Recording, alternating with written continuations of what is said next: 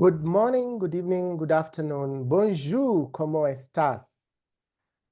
Hamujambo. Welcome to our show today. My name is Joe Mukoko, co-founder, AMC, as we call it here, for Africa MSME Collective. We work to increase the ability of micro and small enterprises to access information and opportunities that will help them to be able to set up, stabilize, scale their businesses for sustainable success. We would like to change the narrative of our community and our larger community, which is Africa, by sharing insights, tips, stories, reflections, and stories both of success and failure, because there are lessons in both of them as we move on. If we can transform that one SME, our work is done. If we can help them be able to demonstrate that they are growing, our work is done. If they can be able to impact their businesses, our work is done. If they can be able to track their start and not stop their start, scale stage, expansion stage, our work is done. Our mandate is to turn that if to when. Part of the conversation and story we will have today is how do we do that? From time immemorial, communication has been a glue that brings the seams together, stitches communities closer together, and has been used to either begin wars, stop wars. I've always wondered what happened during barter trade when people from different tribal-speaking spaces and places met. How did they do their barter trade? They must have communicated one way or the other. Something that has disturbed me from when I was young, when they told us the traders walked from the coast of Mombasa to the hills of South Sudan or to the lovely Rwenzori mountain. How did they do that? How did they manage to communicate with all these people from one place to the other? What that means is that communication is important.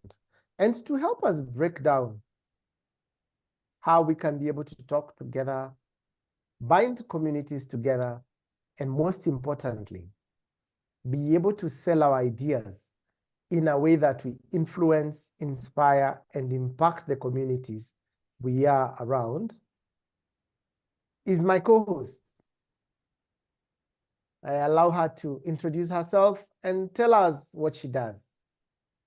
Oh, before she comes on board, I didn't tell you everything about me.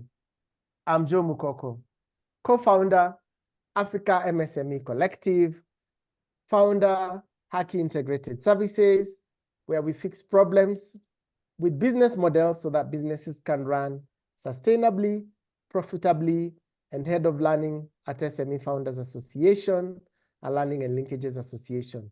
Now you see why storytelling is important. Things fall through the cracks if you don't follow the process. So Chesubire, jump right in. So don't simplify your role at SME Founders Association. Just call yourself the president of the Founders Profit Academy. That is part of storytelling because your introduction sets the stage who you are. So thank you, Joe. My name is Chesubire Talitwala Greg. Storyteller for life from when I was very little. So I am the co-founder at the African MSME Collective, which, as Joe has rightfully said, is that we help businesses set up, stabilize, scale, and be sustainable. Why is that important? Because if we do not do that, then we have no stories to tell. As an African, we all know that storytelling is important. So when I began to develop the interest, I was very young. I think I was like 13. I began writing then, and I've moved into many other things. what I found most exciting is to really be able to communicate, like Joe has said, what is going on. So therefore, I set up Akiko Stories, which is a boutique communications firm that helps leaders communicate strategy and therefore implement strategy through storytelling. Long story, but it's critical because when you're doing strategy, you have to communicate right with your teams. Joe, you asked a question about why is communication important, and you've already answered it when you said communication, and I wrote it down. Is a glue that stitches the seams together. So storytelling is the art of communication, and storytelling, in my view, this is Chasuda's definition, not the definition in the textbooks. I say that storytelling is the use of words and images to connect and communicate with your audience, where your audience could be yourself, it could be your family, it could be your children, but it's the use of words and images to communicate. So even your teams, your customers, everybody else we're dealing with, that's what storytelling is. Why is that important? Like Joe, you have aptly said, it binds communities and it allows us to influence, inspire, and impact. And in a generation where everybody's talking, not everybody's communicating. But there are many dimensions of storytelling. There's oral, which are the words we speak. There's photo, there's video, there's text. Oh, and text comes in so many formats. There's short form, medium form, long form. So it's all around how you put up your ideas and put them together using words and images in multiple formats. Back to you, Joe.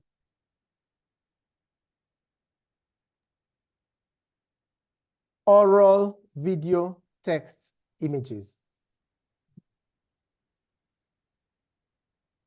That is what storytelling is all about. Yes. Are there situations where we can combine all of them to tell a story? Yes. Okay, so let me use what we're doing as the example. So we're having an oral conversation, right? But we're on video, okay? And if we add captions, then you have the text all combined into one. And if you put a still, then you can actually get a photo out of it. When you look at the movie industry, look at Netflix and how they're streaming. Nowadays, they stream with subtitles. Once you add subtitles, then you have taken the oral or auditory. You have taken the video, and then there's the text in the subtitles. So you can actually combine them. Now that leads me to, that is deep. You combine them, you run. Okay. You know, I'm asking you that. I'm trying to understand how barter trade was done. I think I will research more on it, you know? The Chinese who came to Africa in the 15th century, how did they talk to the tribes at the coastal strip? How did they manage to move deep and get to the areas in Congo? That's a distance of almost, I think, 3,000 kilometers. So how did they communicate? When you're talking about the oral, the video, text, images, okay, I think that time video didn't exist, but they must have had a way of communicating with these tribes or people that they found along the way on the trade path. And I was shocked to learn that, you know, the road followed the rail from Mombasa all along, but there was a trade route before the railway. Yes, there was. How did these people communicate? And it leads me to my other question to you.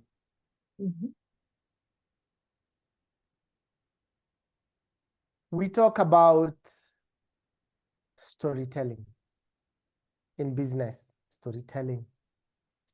I think we tell stories every day. When we want a service, when we are ordering for something, or when we are passing along instructions. So how is storytelling multi-dimensional? Okay, so you've got two questions. I'll take the first one. Thankfully, and this will sound really insane, but I think my great-great-great-grandfather was a long-distance trader. So he would leave Ukambani and he would be gone for 6 months in there, and he would actually walk down to the coast. And he was also a medicine man. Not a mganga, no, he was a medicine man. He was not a witch doctor. Let us just make that clear. So, from my understanding, from conversations I've had with the elder statesmen in the family, what would happen is, you see, when you come to the market, you have your wares, right? So they would use a lot more gestures. So I'll put my kyodo there, or my basket there, and then you'd put your potatoes on the other side. So then we'll gesture until, in my view, there are enough potatoes to match the value of the basket. There was a lot of gesture driven. They also, over time, developed standards. So, like if we use the example of the slave traders, they knew for X number of traders, you give X number of guns, because it was the currency. But there was the currency of the cowrie shell. Like in certain routes, especially like our coastal route, we use a lot of cowrie shells down at the coast because they were available. Think about it. Why would we have the Kikuyu traditional dress with cowrie shells on it if there was not a way for the shells to get from Mombasa up to central Kenya? I always thought that the cowrie shells were everywhere in the country. There are certain kinds that are everywhere. So they had, the way money is a medium of exchange now, it's defined legal tender. In those days, as the trade happened, over time, they had defined legal tender. So it could be the cowrie shells, it could be 2 people for 10 guns. They actually established a system. But you're right, communication became important. So when we say communication is multidimensional, in business, we have been limited when we talk about storytelling to the marketing function. But when I look at myself as a business owner, there are many dimensions I must tell stories in. The principal story I'm telling is my why. Why am I in this business? What impact do I want to have? What value am I giving? However, it's multidimensional because, first of all, I speak to myself. And most of us don't think about this element of storytelling. There are those words we speak to ourselves that either build us up or break us down. Many of us are raised with a concept that I can't because, and then we live on that narrative. So that's really the foundational layer of storytelling. What are the things you tell yourself, and are they even beneficial to you? Then the next layer is, how do I speak to my family, and how does my family respond to my story? So we all know in the business world, we work long hours, we carry losses for X number of years, we bear burdens. So how have I communicated that to my partner, my spouse, if I'm married, or if I'm dating somebody, so that then they're not, you've had this narrative, this one is always working. There's no way he loves me. Or this one is always working, she must be seeing somebody. Unless you're dating or you're married to a very mean person, generally what is happening is that you haven't effectively communicated to them the impact of what you're doing. Same with your children. You've had children of founders who are like, Mom, we know she's never here. She's always working. And yes, they enjoy the perks of you always working, but they don't understand why. So I'll give an example in that sector. I've worked from home for many years. I've been in business for all my son's life. So what I did in the early days was I would take him to work. From as early as he could understand, I taught him that if mommy does not work, there's no food. So by the time he was 3, 4, he could ask me, Mommy not going to work? So even if I didn't want to work, the little thought would push me to go to work. But he understood the correlation between working and income and the lifestyle he wanted. So that's part of storytelling, because I would then take what I'm doing and reduce it to his level without watering down what I'm doing. So that's personal and family. The other dimension of storytelling then is my team, or anybody who works with me. In team, Chesuvira's definition of team is staff members and core suppliers. So there are people who deliver on my behalf. Many years ago, I was running an events business.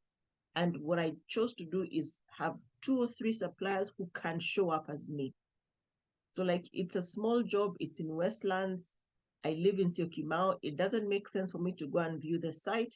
So I'll call my supplier, my top tier supplier. I had a contact there. I'll be like, yo, chick, please, this is the site, this is the destination, this is the person. She'll go, she'll do the site visit for me, give me the costing, I will send it back to client. Storytelling on that level is about why you're in the business, the value you're giving, and the value they will receive by working with you. All right. And then there's the storytelling to your customer, which is where in business we have sat for decades, or brand storytelling. So we are speaking to our customers. Now, here's the trick about that one. We create a certain image as a business to the customer, but we don't always get our teams to the place that they can deliver on that image. So we have said our product is the best, and it could have been made the best, but is the experience your customer has from your staff member the best? All right. And then the final layer of storytelling that I like to look at in the multidimensional nature is the world. So this is how we put ourselves out on social media, on websites, how we show up in meetings. And you know, storytelling is not just the words you say, it's how you dress, it's your manners, it's your tone of voice, it's how well you speak. If you show, when you show up in pictures, you're always long face. It's everything about you. So it's multidimensional, dimensional in the aspect of the number of people it reaches, but it's also multidimensional in all the things that contribute to your storytelling journey. So if I showed up here, and I hear it a lot from the youth, me, I want to be like Zuckerberg and just wear t-shirts and jeans. But it took Zuckerberg X number of years to earn the right to dress like that. However, if you look at every time Meta has been called for a congressional hearing, he shows up in a navy blue suit or a blue suit or a gray suit, white shirt, and blue tie. Why? In that setting, that is how he has to gain their respect. There's a way he must appear. So that multidimensional nature of storytelling is one, in the many communities you speak to, and two, in the many ways you show up. So how do I show up emotionally? There's some people, and Joe, I know you know these guys. That one, don't talk to her before 10 o'clock in the morning. There, you have told me a complete story about the kind of person you are. I may not necessarily be a morning person. I never used to be. But when you met me, I would be on full energy because I'm conscious that I'm telling you something. So then, like, someone will say, but Joe is always wearing such different African shirts, because Joe has chosen to show up in a certain way. So your storytelling encompasses shoes, so how you put your outfit together, how you do your makeup, whether it's good or bad. Is your hair neat and tidy? Have you taken a shaggy look for a certain reason? You will be judged by all that. It will judge you by your tone, will judge you by your posture, by your hand, your expressions. Like you say, I use a lot of hand gestures. So all these things contribute to the multidimensional nature of storytelling. Back to you, Joe. Wow. Thank you very much, Esubiri. You know, I was picking notes and relating it back to my persona of the day. The long distance traders like your grandfather who had to traverse through different paths. And when you say that, they had to tell their families why they are going away. Okay? They had to tell themselves, I'm going to do this.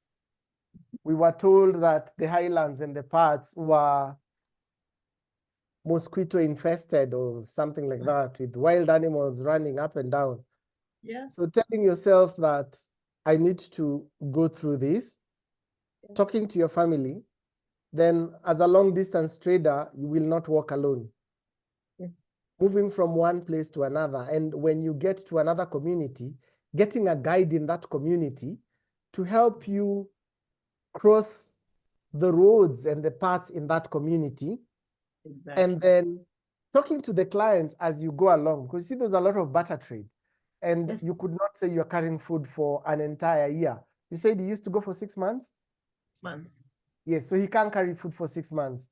So he has Yeah. to carry wares that he can go changing along the way as he moves, right?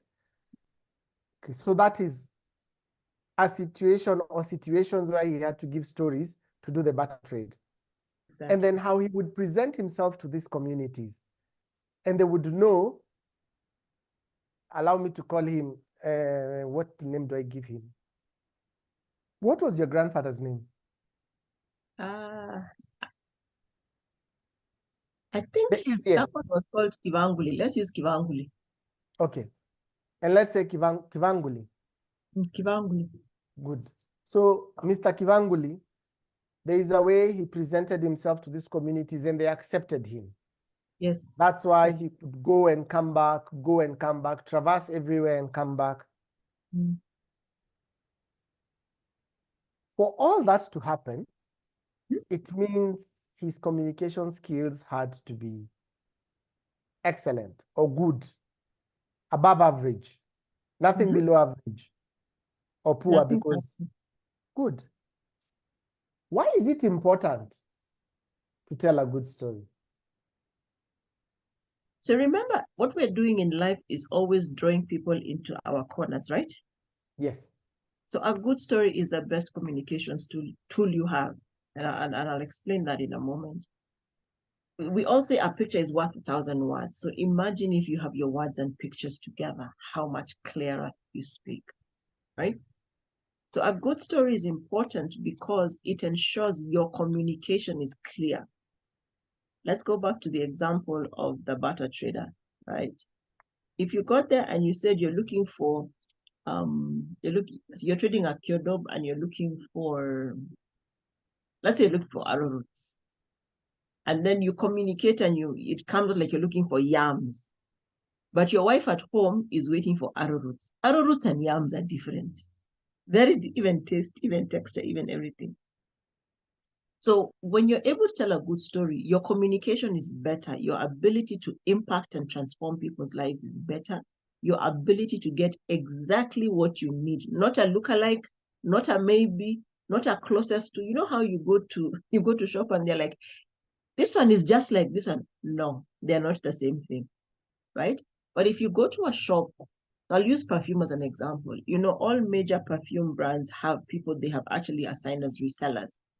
And then there are the people who have the oil of the perfume, which is a lower version, right? So if I don't have the income to pay the 17,000 on this big end brand, I can go to the reseller and maybe get it for 5 or less. I can go to the oil person and get it at 30 bob per ml, right? It's about what each of them convinces me to do. So one of them will say, oh, the high-end one might say to you, but if you go to the low-end one, your skin will react. You don't know the oils and. So that will make me go high-end. So it is imperative that you communicate well because then, or you tell a good story because then people understand you better, right? The other thing it does for you, it helps you explore your creativity. How you will express the need to work longer hours to your spouse is different from how you will tell it to your child. It's different from when you will ask your teams to work 2 or 3 hours longer for a period so that then we can achieve X goal, right? So each of them would need you to sit down and understand who your audience is and speak to them in a language and format they understand. And why is that important? Because it pushes you outside your comfort zone. That's the reality about storytelling. It is because I understand that you don't understand everything I say, it will teach me to think a lot more like you. And many times that's probably where we go wrong in our marketing efforts because I'm saying what I think I need to say as opposed to where and how the customer listens. And I tell this story a lot. I once had a student in one of my classes, and one of the things we do is like we analyze our audience and then we ask the audience to go and what they would like to hear in what frequency, what format, whatever. So when she analyzed her audience and she went to them, they said they want 3-minute clips on YouTube. She doesn't like video. So she never did it. It has cost her in terms of her brand building. It's been slower because then she's unable to deliver what her customers want in the format they want, where they want it. So those things need to be sorted. So then what you would need to have done is say, I don't like video, but my audience likes this. So then she explores her ability to be creative and deliver what they want. And the final thing about the importance of storytelling is that it lets you speak to more people. And what we're all looking for is a greater reach. We want to be heard by more people, we want to talk to more people, we want to influence and inspire more people. You cannot do that without storytelling. Now, in this day and age that we're in, it's very easy to do Me Too strategies. So guys are doing dance challenges, you jump on the dance challenge bus. But does the dance challenge help your brand? Okay, for me, it doesn't help my brand. I'm not the dance challenge kind. But if it's maybe when I'm with the teens that I work with, I'll consider, because then I'll just be like, this will be a good way to talk about the things I do. So now, because I work with multiple age brackets, it means that I can speak to more people, but I need to adapt my style depending on each audience. I do not dumb down my language. I simply change the examples. So the way we've talked about trade here, a long distance trade, there's a generation who don't even get what that is. So for them, I will pick a Marvel movie, or I'll pick a series, or I'll go and ask them, what music are you listening to? Munasikiza muziki gani? And then use that to connect to them. So then it improves my communication, it makes me explore creativity, and it allows me to speak to more people, which allows me to do what I want to do in life, which is communicate better. That's why storytelling is important.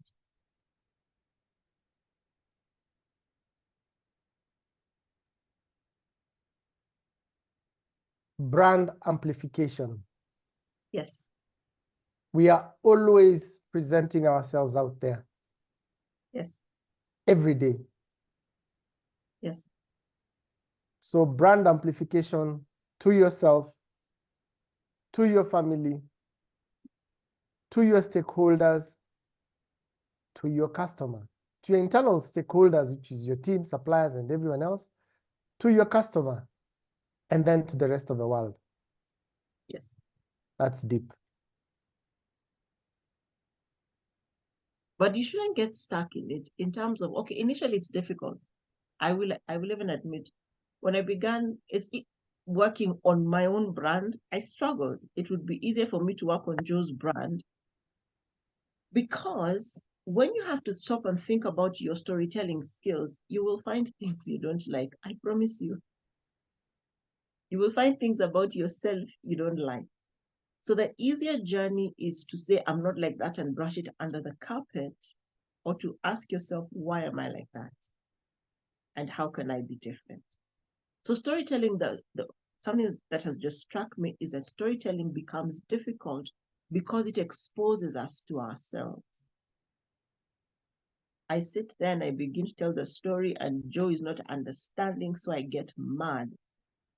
But it could simply be I'm not speaking Joe's language. So I cannot use the same tactic I use to tell you the story to how I tell it to somebody else. So storytelling must be grounded on research and understanding. I need to know who I'm speaking to.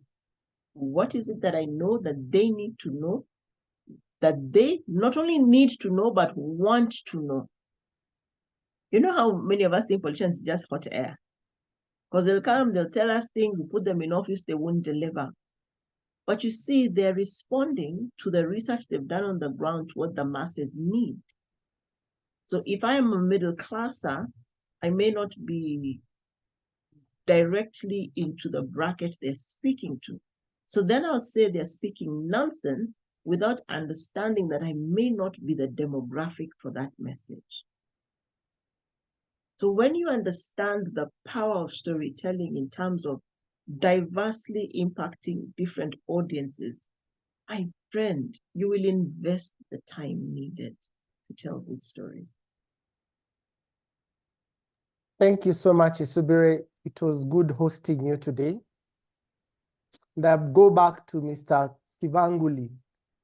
And he must have done a lot of research along the way, because you can imagine the tribes and the people he had to meet from lower eastern Kenya all the way to Uganda and the Congo forest. You know, he did the route to the coast and back. Oh, he did the route to the coast. That is still quite a distance, because there were other people not native to his upbringing, his language, his culture. So research and understanding ensured that he could keep on trading. What is your one key lesson that you'd like us to take away today? Only one. Or your takeaway. Okay, give us two. You're a storyteller, you can give us many, but just two, so that we can come back. Okay. Fundamentally, each of us must become comfortable and conversant with storytelling. You must become comfortable and conversant. There's something you keep saying, Joe, that there's help out there. So if you don't know how to start or where to start or how to think it through, that is not an excuse. Even when the cops catch you for a crime, they say ignorance is not a defense. Fundamentally, you must become conversant, which means you're aware of storytelling, you're aware of how it needs to be, and comfortable, which means you're able to do it. Now, somebody like me who I actually see in pictures, right? So when we're having a conversation and somebody's telling me a story, a movie reel is running in my mind. I can see all the characters. You say she got to the car, I can see somebody get in the car. I can see all that stuff happening. But the reality is translating that into something that somebody else understands still takes work. So over time, I've had to learn the different ways I can actually capture those things. So we can be sitting here and a packet of tissue will inspire a whole story for me just because of how my mind works. And just because I have done the work to train my mind to see things in multiple dimensions. So conversant is around the awareness of what needs to be said. Comfortable is around the skills you need to tell stories. And then, so that's number one, two things. The second thing is expose yourself to different settings. Many of us only go into spaces we are comfortable because we want to feel safe. But sometimes storytelling is triggered by going into stepping out of your comfort zone. And I'll give an example. In 2017, I joined the campaign trail for a friend of mine who was running for MCA. It was insane because I was the only girl on the crew and we went to the informal settlements. But the person I was after those 10 weeks on the campaign trail, because I joined them at the tail end, completely shifted. I had always said I want to work with MSMEs. The things I saw on ground zero, the women who have been fruit sellers in the same spot for 25 years, and all they asked for was opportunities for their children. Where in the sector where I live, us guys are fighting for, I don't want this university, I want this caliber of university.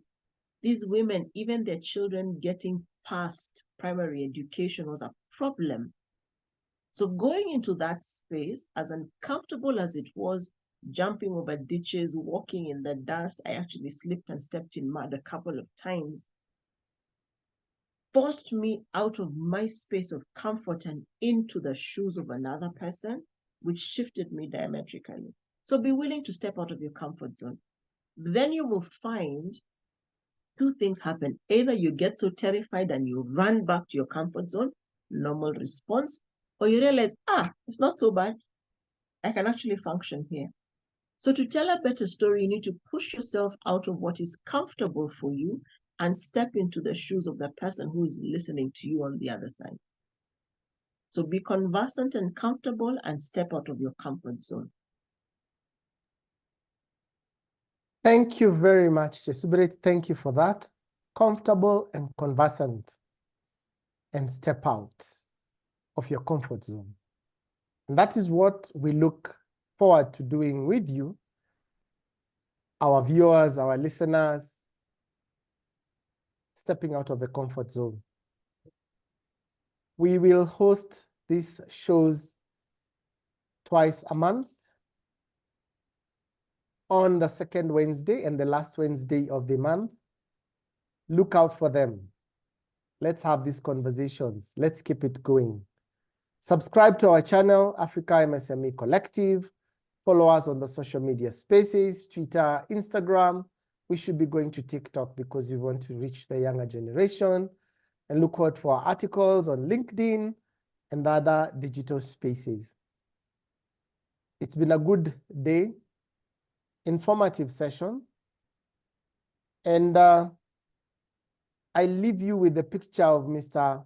Kibanguli moving from Lower Eastern to the coastal region, trading and talking to people as he went along, influencing them to trade their wares with what he had. You can also trade your wares. And by trading your wares, your profession, your skills, your ideas, your business. It's been great being here with you. I look forward to seeing you again in another 2 weeks as we discuss this story of storytelling and communication, the multidimensional aspect of it. Storytelling from a 360 perspective. Let us help you make the world listen to what it is you would like to say. Thank you. Have a good day, have a good night, have a good morning. Until the next time. Bye.